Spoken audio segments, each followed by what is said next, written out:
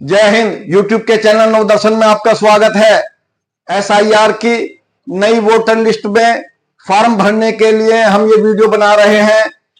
इस वीडियो में हम फॉर्म भरने का तरीका बताएंगे, लेकिन फॉर्म भरने के तरीके से पहले हमें कुछ बातों की जानकारी होना बहुत जरूरी है, तभी हमारा फॉर्म सही भरा जाएगा, वरना गलती होने की संभावना है और गलत फॉर्म को नई सूची में शामिल नहीं किया जाएगा और आपका नाम मतदाता सूची से बाहर हो जाएगा, जिसका खामियाजा और नुकसान आपको खुद भुगतना होगा।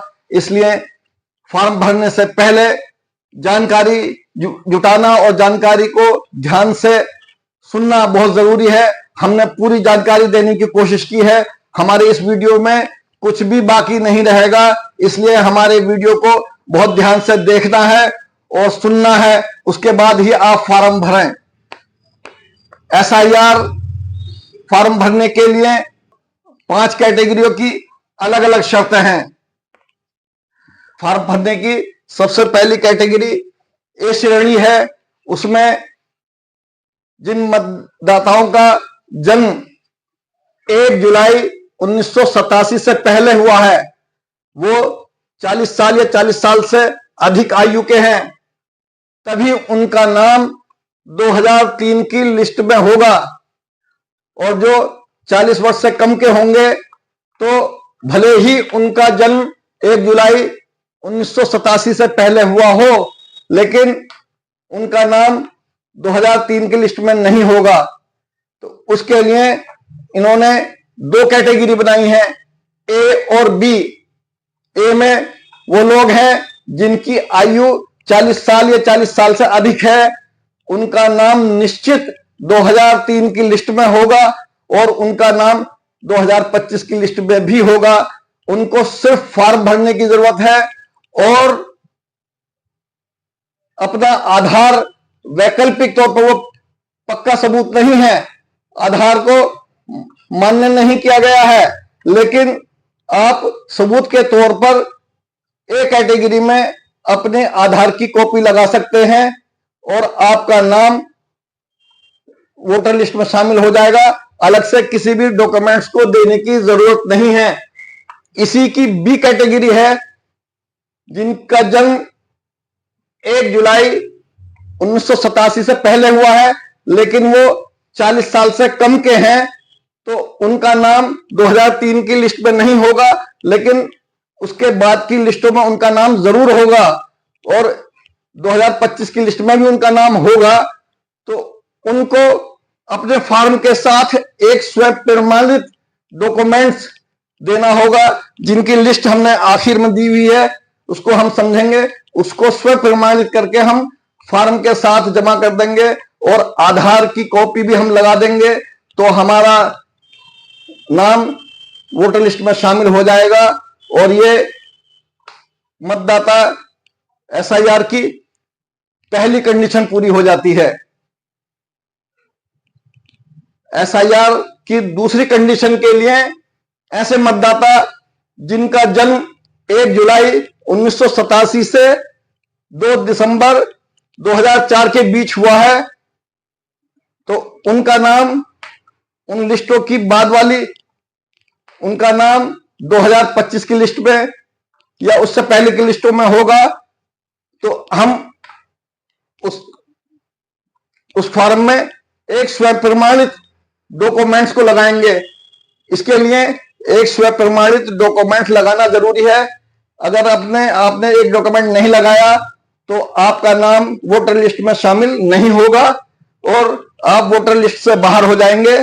सी कैटेगरी एक ऐसी कैटेगरी है जिसमें मतदाता का जन्म 1 जुलाई 1987 के बाद हुआ है और 2 दिसंबर 2004 से पहले हुआ है। तो ऐसे मतदाताओं को अपना एक स्वयं प्रमाणित डॉक्यूमेंट देना होगा।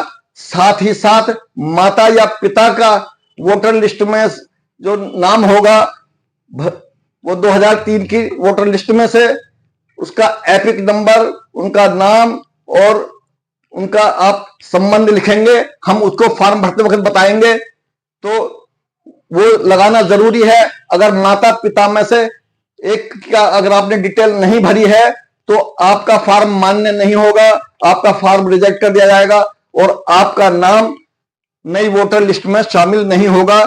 यह बहुत ध्यान देने वाली बात है। एक इसी की तीसरी कैटेगरी है जिसको हम डी श्रेणी में रखा गया है। तो उसमें ऐसे मतदाता जिनका जन्म 2 दिसंबर 2004 के बाद हुआ है और वो अपना एनुमरेशन फॉर्म भरने के लिए अपना खुद का स्वयं प्रमाणित एक डॉक्यूमेंट तो लगाएंगे ही लगाएंगे, माता और पिता दोनों के 2003 की लिस्ट में से नाम शामिल करके उनका एपिक नंबर भी, उनकी पूरी डिटेल उसमें भरनी होगी, तभी आपका फॉर्म मान्य होगा और सही माना जाएगा, तभी आपका नाम नई वोटर लिस्ट में शामिल होगा, वरना आपका नाम वोटर लिस्ट में शामिल नहीं होगा। आपने माता पिता में से केवल एक का ही लगाया तो आपका फॉर्म स्वीकार नहीं किया जाएगा, आप वोटर लिस्ट से बाहर हो जाएंगे, आपका नाम नई वोटर लिस्ट में शामिल नहीं होगा। इसलिए इस कैटेगरी को बहुत ध्यान से सुनना है और ध्यान से देखना है। फिर मैं दोहरा रहा हूं, ऐसे मतदाता जिनका जन्म 2 दिसंबर 2004 के बाद हुआ है, यानी कि नए वोटर हैं, वो 18 साल से अधिक के और 20-22 साल 21 साल उनकी आयु कितनी भी हो सकती है, तो उनके लिए ये शर्त जरूरी है। सी और डी श्रेणी के मतदाताओं का माता पिता का नाम 2003 की सूची में है तो उनके माता पिता के इलेक्टोरल रोल की कॉपी मान्य होगी जो बीएलओ के पास होगी। और अगर जिनके माता पिता का नाम 2003 की लिस्ट में भी शामिल नहीं है, वो अपने फॉर्म भर रहे हैं, तो उनको अलग से उसके बाद की माता पिता की जो लिस्ट में नाम शामिल है 2003 में भले ही नहीं है, लेकिन उसके बाद की लिस्ट में जो शामिल है तो उनके एपिक नंबर भी भरने होंगे। और साथ ही साथ एक 11 सरकार ने जो प्रमाण पत्र जारी किए हैं उनमें से एक प्रमाण पत्र भी लगाना जरूरी है। तो सरकार ने 11 प्रमाण पत्रों को लगाने की इजाजत दी है, हमें उनके बारे में भी जानना बहुत जरूरी है। सरकारी कर्मचारियों के पेंशन की पीपीओ की कॉपी नंबर 1।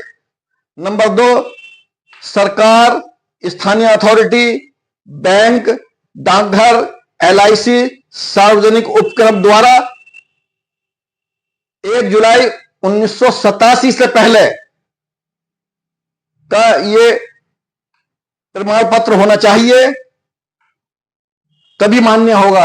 अगर आप 1 जुलाई 1987 के बाद का देते हैं तो वो मान्य नहीं होगा, आपका फॉर्म गलत हो जाएगा। नंबर 3, आपका जन्म प्रमाण पत्र, भले ही वो नगर पालिका द्वारा हो। Number 4, passport. Number 5, high school की सनद या मार्कशीट। नंबर 6, स्थायी निवास प्रमाण पत्र। नंबर 7, वन अधिकारी द्वारा प्रमाण पत्र। नंबर 8, जाति का प्रमाण पत्र। नंबर 9, एनआरसी पत्र जहां उपलब्ध है। एनआरसी पत्र कुछ ही राज्यों में उपलब्ध है, बाकी में नहीं है।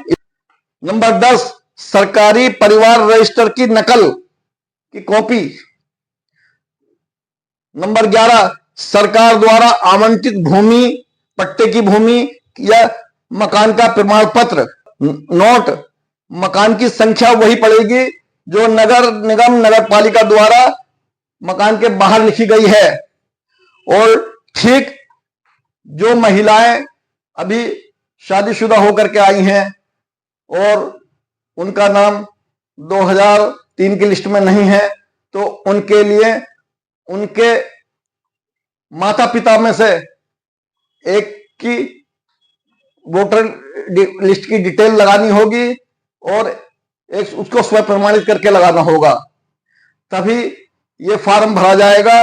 वरना एक भी गलती हो गई तो आपका फॉर्म अमान्य होगा और आपका नाम वोटर लिस्ट में शामिल नहीं होगा। हम एक कैटेगरी का फॉर्म भर रहे हैं जिसमें मतदाता का नाम 2003 की लिस्ट में भी है और 2025 की लिस्ट में भी है।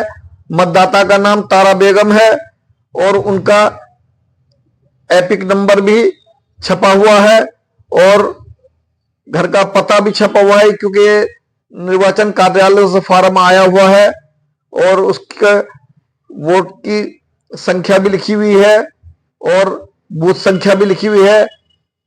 जहां पर वोट पड़ते हैं उस स्थान का नाम भी प्रिंट हुआ है और विधानसभा का नाम भी प्रिंट हुआ है। यहाँ पुराना फोटो है और यहाँ ये 2 फॉर्म मिले हैं। इन 2 फॉर्म में दोनों में एक नया नया फोटो लगना है।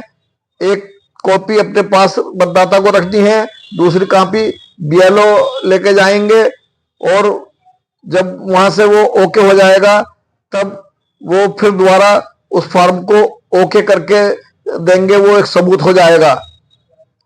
यहां पर मतदाता का जन्म 7 जुलाई 1987 से पहले यानी कि 1980 है और उनका जो आधार है उसका आधार नंबर लिख दिया, मोबाइल नंबर लिख दिया।